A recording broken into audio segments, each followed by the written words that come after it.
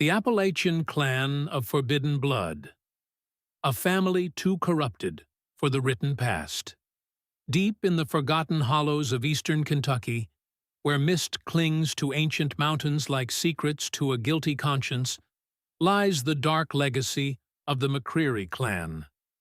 This is not merely a tale, but a historical excavation into one of America's most disturbing cases of generational consanguinity that remained hidden until 1963. The year was 1963, when local physician Dr. William Harmon first encountered the McCreary family during a routine medical outreach program to isolated mountain communities. What he discovered would haunt the medical community for decades and expose a lineage so entangled that genealogists would later compare it not to a family tree, but to a twisted, gnarled root system burrowing ever deeper into itself. The moment I stepped onto that property, I knew something was fundamentally wrong. Dr. Harmon noted in his personal journals, recently uncovered by historical researchers. 6 individuals with distinctly similar facial features, all exhibiting characteristics that immediately suggested severe genetic complications. The McCreary homestead sat nestled in a remote valley, accessible only by a winding dirt path that disappeared during the harsh Appalachian winters. For over a century, from approximately 1860 to 1963, this family had lived in near-complete isolation, with only sporadic contact with the nearest town some 15 miles away. The patriarch when Dr. Harmon arrived was Jeremiah McCreary, aged 62, a stern-faced man with pronounced facial asymmetry and a severely receded jaw. His speech was difficult to understand, not merely from the thick mountain dialect, but from a structural malformation of his palate. Historical records would later reveal that Jeremiah was both father and cousin to most of the younger generation present on the property. The isolation wasn't merely geographical, explains Dr. Eleanor Simmons, genetic historian at Appalachian State University. The Civil War had devastated communities throughout the region, leaving pockets of families with few options for marriage outside their immediate vicinity. For the McCrearys, this isolation became entrenched over generations, creating a closed genetic pool that grew increasingly compromised. County records, sparse as they were for this remote region, indicated that the original McCreary settlers, brothers Isaiah and Ezekiel, arrived in the area around 1858 with their respective wives, who historical records strongly suggest were their first cousins. After both women perished during a scarlet fever outbreak in 1861, the brothers formed a closed community, eventually allowing marriages only within their expanding family group. By 1900, the third generation of McCrearys displayed noticeable physical and cognitive abnormalities. Church records from a traveling preacher noted the peculiar appearance of the McCreary children, with their unusually large heads and vacant expressions. This same preacher attempted to intervene when he realized the nature of the family relationships, but was driven from the property with threats of violence. What truly sets the McCreary case apart from other documented instances of familial consanguinity was the deliberate nature of their isolation. Historical evidence suggests that sometime around 1885, the family began actively concealing their existence from official records. Census takers noted being turned away at gunpoint. Local folklore speaks of hunters who ventured too close to McCreary land never returning. The most disturbing aspect of Dr. Harmon's initial findings concerned the physical condition of the younger McCrearys. His medical notes describe children with severe developmental delays, pronounced cranial abnormalities, and multiple congenital defects. 4 of the 7 children present exhibited polydactyly, extra digits on their hands or feet, and 3 showed signs of heart defects evident from their bluish complexion and limited physical capabilities. Are you following this dark journey into one of America's most hidden family histories? Be sure to subscribe to our channel for more untold stories of forgotten bloodlines and the scientific truths behind generational isolation. These are the stories that shaped communities in silence, affecting lives for generations without ever making the headlines. The consequences of the McCreary clan's multi-generational consanguinity extended far beyond physical abnormalities. By the fourth generation, the children Dr. Harmon encountered in 1963, cognitive impairment had become nearly universal within the family. Educational assessments later conducted revealed that none of the McCreary children could read or write, despite ranging in age from 6 to 16 years. Their speech was severely limited, consisting primarily of a unique dialect that combined elements of older Appalachian English with seemingly invented words that only family members understood. What we observed in the McCreary case represents one of the most extreme examples of genetic isolation in modern American history, notes Dr. Raymond Thornfield, who studied the family's medical records in 1978.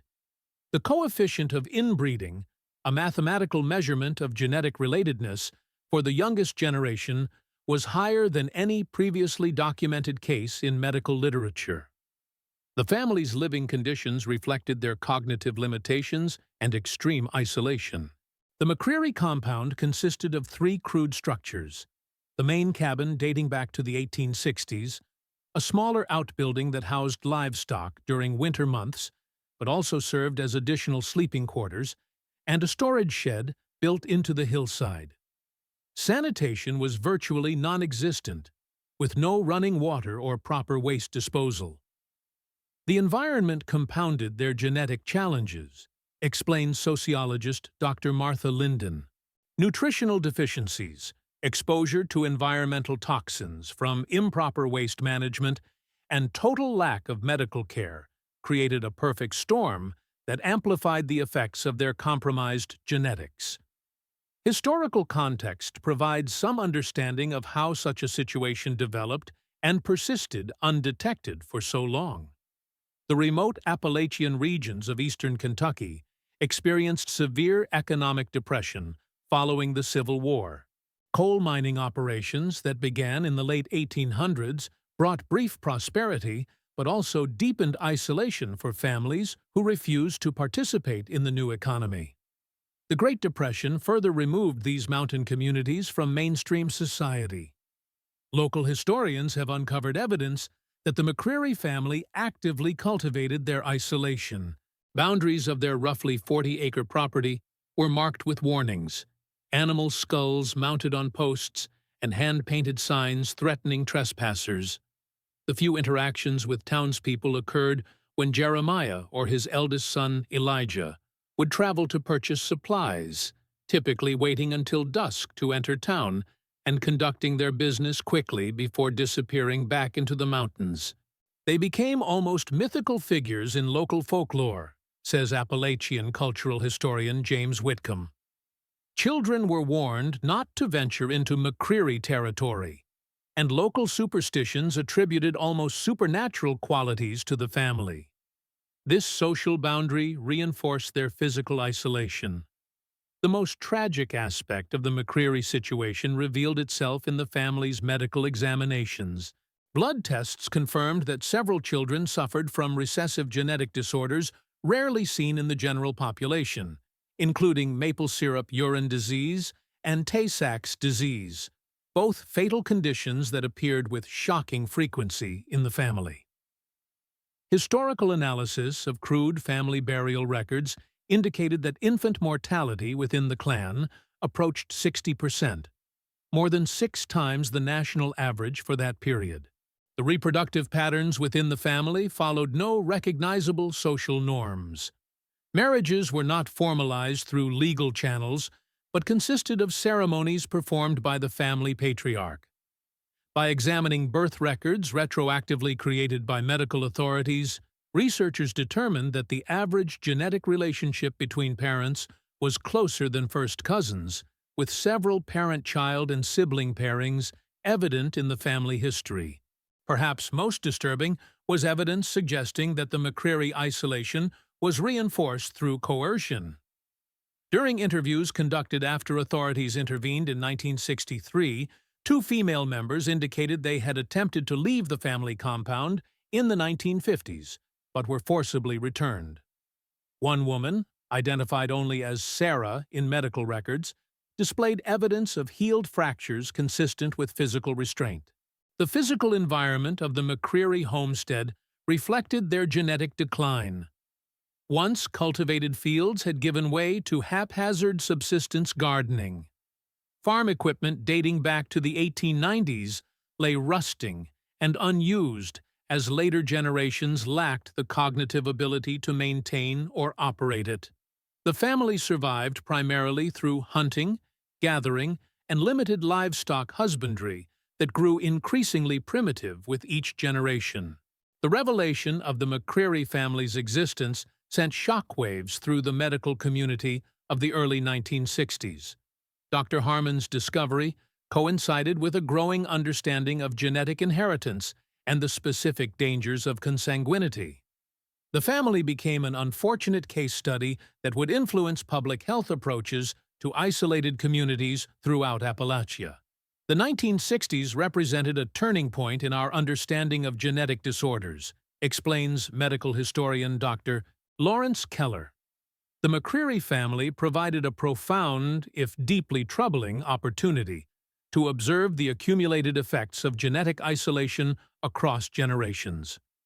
When authorities finally intervened in August 1963, the process of integrating the McCrearys into broader society proved nearly impossible. The adults displayed extreme fear of outsiders, with several becoming physically ill when transported from their property. The children, having never been exposed to the outside world, exhibited severe sensory processing difficulties when confronted with unfamiliar environments. The eldest McCreary daughter, Martha, estimated to be around 24 years old, became an unexpected spokesperson for the family. Despite significant cognitive limitations, she possessed a surprising emotional intelligence and ability to communicate. During an evaluation session recorded by social workers, Martha made a statement that shocked those present. "We ain't like you people," she said in her distinctive dialect. "McCrearys keep the blood pure. That's what Grandpappy always said. Pure blood makes us special in God's eyes." This disturbing statement revealed that the consanguineous practices weren't merely the result of isolation, but had become codified into a kind of family doctrine. Further investigation uncovered a handwritten family Bible with marginalia suggesting a distorted religious justification for their practices, referencing keeping the bloodline undefiled by outsiders. If you're feeling the weight of this dark historical reality, share your thoughts below by commenting, "Some family traditions should never be passed down." Your voice matters in these discussions of our hidden history. The medical examinations of the McCrearys revealed the devastating extent of their genetic compromises. Of the 17 living family members, 13 suffered from congenital heart defects. 15 displayed skeletal abnormalities including spinal curvature, facial asymmetry, and malformed limbs. The average IQ among adults was estimated at 52, well below the threshold for what was then classified as moderate mental retardation. Perhaps most shocking to medical professionals was the discovery that 5 of the younger McCrearys exhibited a previously undocumented combination of symptoms that would later be termed McCreary syndrome, characterized by distinctive facial features, cardiac abnormalities, neurological impairments, and a unique form of progressive vision loss that typically led to complete blindness by age 30. The combination and severity of conditions present in the family represented a genetic perfect storm, explains Dr. Victoria Hammond, genetic researcher. Every harmful recessive gene that appeared in the original family founders had become amplified and compounded over generations. The McCreary case posed unprecedented ethical and practical challenges for authorities. The adults, unable to care for themselves independently, yet deeply traumatized by separation from their familiar environment, could neither be simply released nor comfortably institutionalized. The children, with their significant medical and developmental needs, required specialized care that strained the resources of the rural Kentucky medical system. Journalists who attempted to report on the situation faced resistance from local officials concerned about the region's image. One newspaper editor from Lexington who pursued the story received anonymous threats, warning him to leave mountain business to mountain folk. This culture of secrecy helped explain how the McCrickeries had remained hidden for so long. Historical context provides additional understanding. The early 1960s marked a period when Appalachia was receiving unprecedented national attention through initiatives like the War on Poverty. The exposure of a family like the McCrickeries threatened to reinforce negative stereotypes about mountain communities at precisely the moment when regional leaders were fighting to overcome such perceptions. Despite these challenges, the medical community recognized the importance of documenting the family's genetic history. Dr. Samuel Richardson, a geneticist from Johns Hopkins University, traveled to Kentucky to create the first comprehensive genetic profile of the McCreary lineage. His findings, published in a landmark 1965 paper, established new parameters for understanding the cumulative effects of consanguinity. What we observed in the McCrickeries, Dr. Richardson wrote, represents the most extreme case of genetic isolation documented in modern American history. The family exhibits more recessive genetic disorders in a single kinship group than had previously been thought possible. The fate of individual family members followed different trajectories. Jeremiah McCreary, the patriarch, refused all medical intervention and died of heart failure in 1965, having never adjusted to life outside his mountain hollow.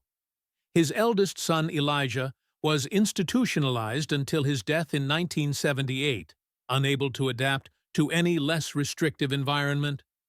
The youngest generation of McCrickeries presented both the greatest challenges and the most significant opportunities for rehabilitation. 7 children under age 12 were placed in specialized care facilities where they received unprecedented medical attention. Their progress became the subject of numerous studies examining the potential for recovery from severe genetic and environmental disadvantages. The McCreary children represented a unique opportunity to understand resilience, explains developmental psychologist Dr. Rebecca Winters. Despite profound initial limitations, several showed remarkable adaptability when provided with appropriate interventions. The most successful case was that of Timothy McCreary, aged 6, when removed from the family compound.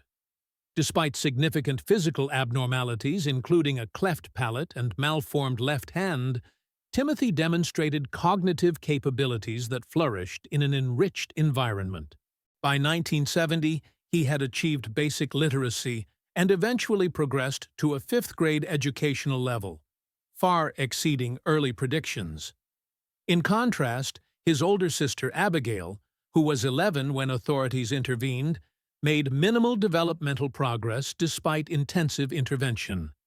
The difference highlighted a critical window of opportunity for children born into such circumstances. Early intervention proved essential for meaningful outcomes. The medical legacy of the McCreary case extended beyond those directly affected. Their genetic material, preserved with consent obtained from court-appointed guardians, contributed to breakthrough research on recessive genetic disorders throughout the 1970s and 80s.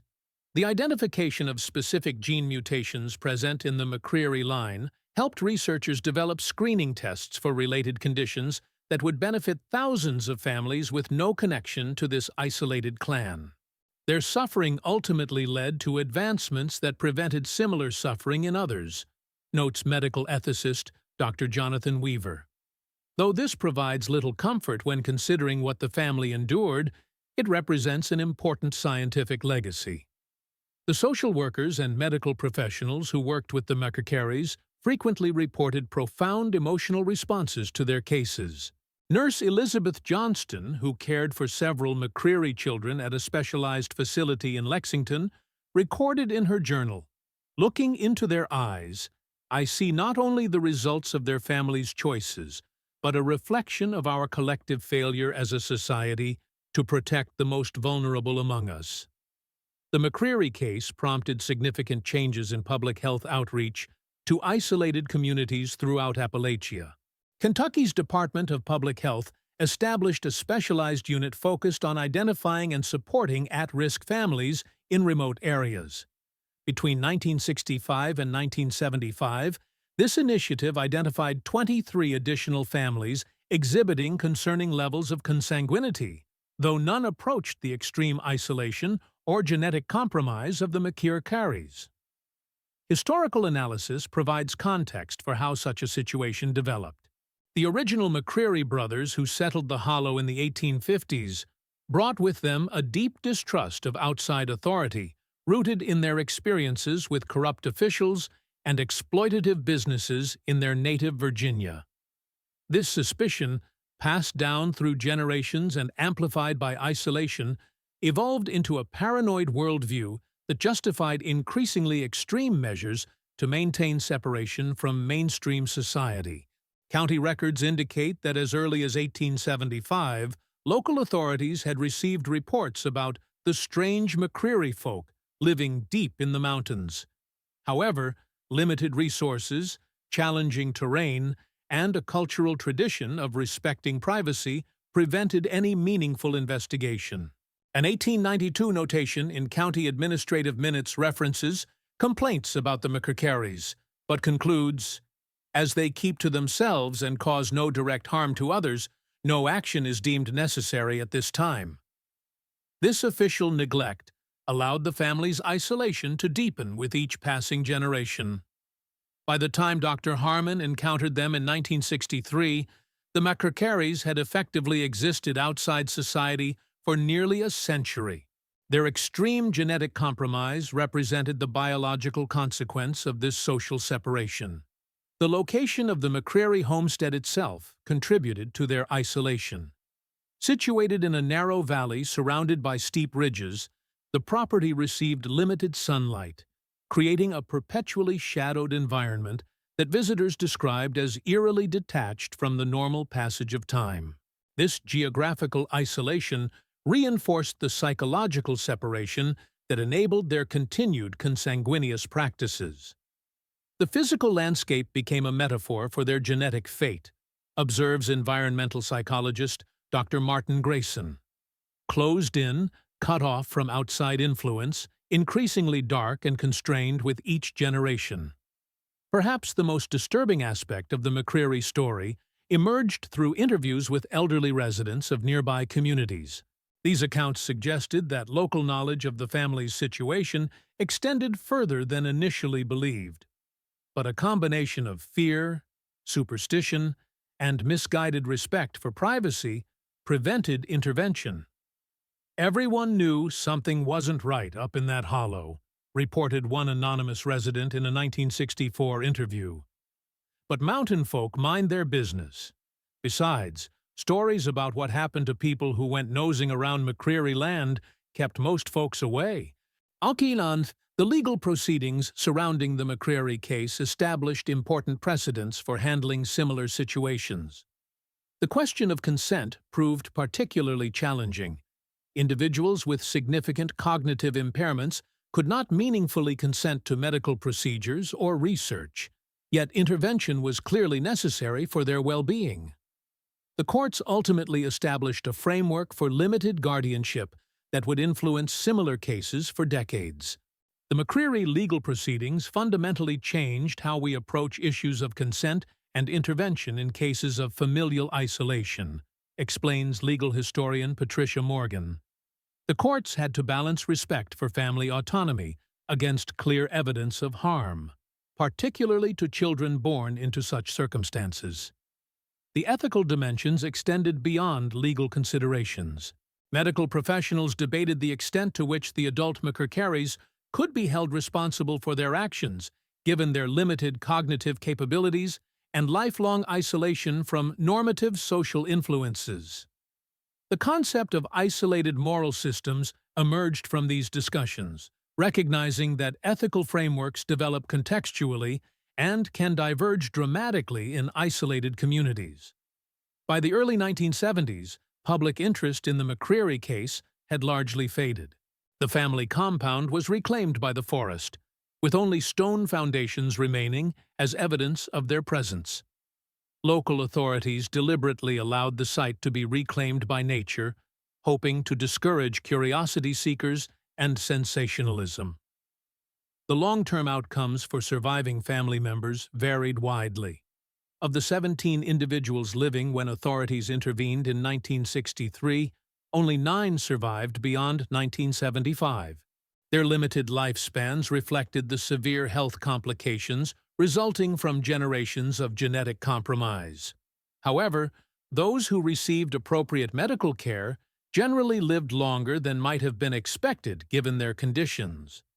The most poignant legacy emerged through Timothy McCreary, the young boy who showed the greatest capacity for adaptation. Though he never achieved full independence, by the 1980s he had developed sufficient communication skills to express his own perspective on his family's history. During a recorded interview for a medical documentary that ultimately remained unreleased, Timothy offered a statement that profoundly affected the medical staff working with him. "The old ways hurt us," he said slowly, struggling with each word. "But they didn't know better. Each time, they just did what was done before. Nobody ever showed them another way."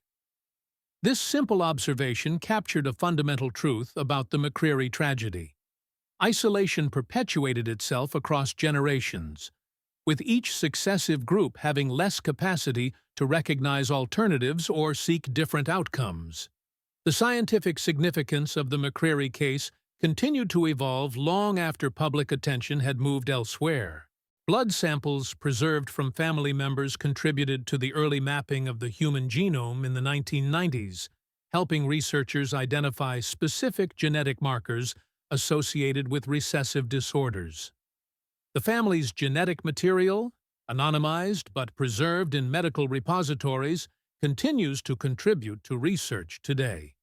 In a very real sense, the McCreary family achieved a form of genetic immortality, notes bioethicist Dr. Sarah Kaplan. Their biological material has contributed to medical advancements that have saved countless lives, creating a positive legacy from deeply tragic circumstances. The broader implications for public health policy proved significant. The case highlighted how easily vulnerable populations could remain hidden even in modern America, leading to enhanced outreach programs in remote communities nationwide.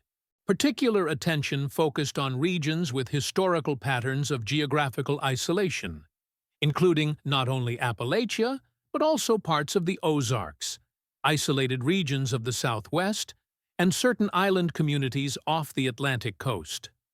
By the 1980s, the term McCreary syndrome had entered medical literature not merely as a description of specific genetic abnormalities, but as a broader designation for the cumulative effects of multigenerational consanguinity. Medical students studied the case as both a genetic cautionary tale and an example of the complex ethical challenges facing healthcare providers who encounter extreme situations. The cultural impact extended into discussions about the nature of community responsibility. How could a family exist in such conditions less than 20 miles from established towns? What obligations do communities have to ensure the welfare of those who actively resist outside contact? These questions informed evolving standards for intervention in cases of familial isolation, child welfare concerns, and suspected abuse.